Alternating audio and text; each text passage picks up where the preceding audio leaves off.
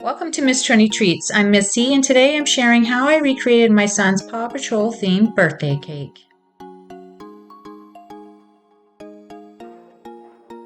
To start, I printed out two designs, one being 6 of the character pup tags, and the other is the PAW Patrol logo.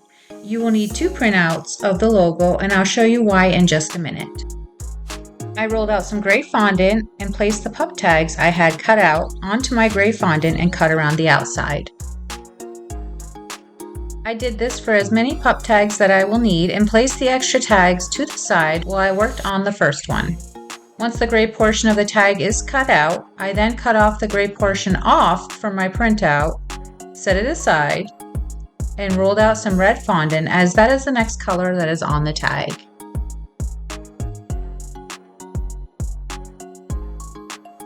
Now you will take the red cutout and place it on one of the gray cutouts. To make sure I placed it directly in the middle, I used the part I cut out as my guide.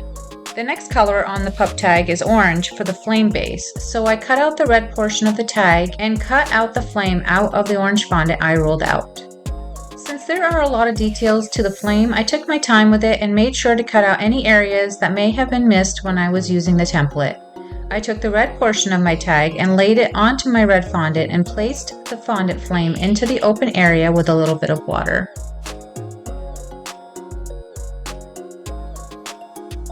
Again, I removed the orange part of the template and cut out the yellow part of the flame out of yellow fondant and placed it on top of the orange flame I just made. I took my time making sure the details are aligned with the template details and went ahead and did the rest of the pup tags. I made Chase, Zuma, Rubble, and Rocky. Sky didn't make it this time as I knew I didn't have enough room on my cake for 6 tags and these 5 pups were requested. Next up is my PAW Patrol logo. I'm going to follow all the same steps as I did with the pup tags, starting off with a dark blue base as that is the first color on my template. This part you kind of have to try to follow the line to cut off the blue as the P and W from the word paw is printed over the shield some. Just try to do your best to gauge as you cut along. Now we're going to add a little white layer. I chose white instead of adding silver dust, but you can certainly add it if you'd like. Just kind of eyeballing it as I centered it onto the blue fondant. I removed the white area around the shield, doing my best to keep the shape, and cut out another blue section and laid it on top with water. Finally, I did the same with the red area, placing it in the center of the blue portion of my fondant. Now here's where the second logo template comes in, because we need to cut out the words PAW and Patrol to sit on the shield we just created. Following the same steps, I first cut out the letters of the word PAW out of yellow fondant, cut off the yellow from the template, and then cut the blue remaining letters out of blue fondant. I adhered the blue letters to the yellow letters with a little bit of water. To line up the letters on top of the shield, I used the bottom blue base fondant as a guide to where my letters belong, as you can see a little bit of the outline of the P and W on that fondant, and I attached the letters with water. This next part is mostly eyeballing the paw print into place. All you need is 3 tiny balls of white fondant and 1 larger one, using the back end of your finger or a tool to shape the print.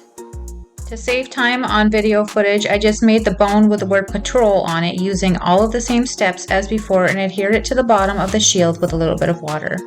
I placed my fondant pieces aside and stacked and frosted my cake. I had already crumb coated it, so this part was fairly easy as I piped out lines going up the cake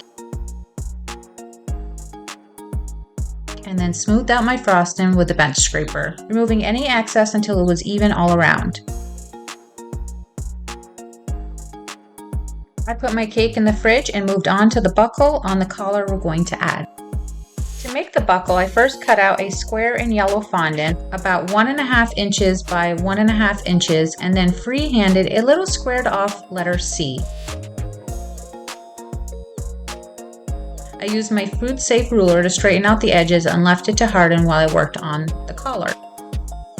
For this part, I rolled out a large piece of red fondant and then used my fondant roller to flatten it out completely. I kept the width the same as the buckle, about 1.5 inches wide, and then cut out the length at 24 inches, the circumference of my cake, plus 2 inches extra for the overhang piece that curls outside of the buckle.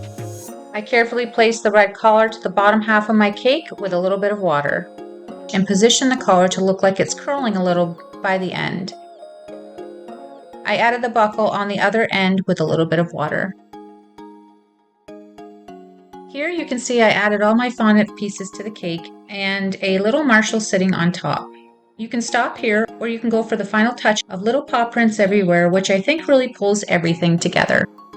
For this part, I used my Wilton's tip number 12 and used the large end for the paw print center and the smaller end to pop out a bunch of little paw print pads in each color. I position them all over my cake with a little bit of water, and our Paw Patrol cake is complete. I hope you guys like this tutorial, and if so, please give this video a big thumbs up.